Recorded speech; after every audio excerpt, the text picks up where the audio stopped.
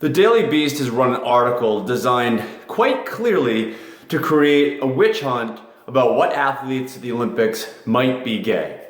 The article is written by, well, you know what? I'm not even going to mention the writer's name because it's designed to draw him attention and attention to the Daily Beast.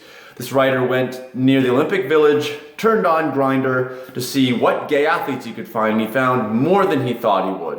If he talked to me, he might have known that he'd probably find a couple of hundred roaming around the athletes' village.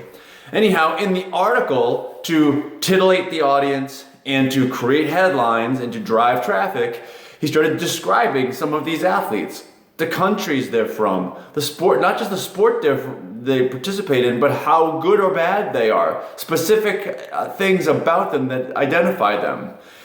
People are saying that he's outed athletes. I don't think that's gone quite that far because he didn't ID specifically who it is. But what he has done is create a witch hunt. Who is it? Who could he be talking about? He talked about a person from this particular sport that's from a homophobic country. Well, if you go to that sport, there are only a couple that qualify. So now he's narrowed the number of people down to a couple of dozen people. And so people start wondering, which one is it? Which one is it?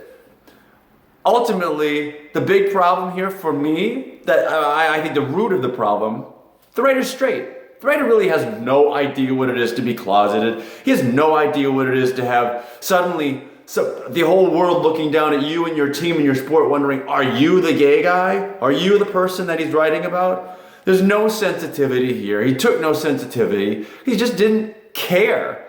Of far more importance to him is, and the Daily Beast obviously, is driving traffic to the website.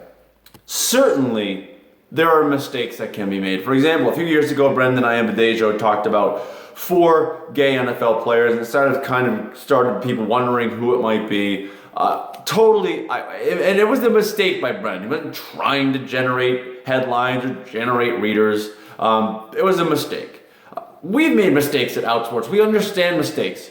We understand that. This was not a mistake. This was a clear decision to give just enough information about the athletes that people would start to wonder who it is, but not quite enough to tell you exactly who it is.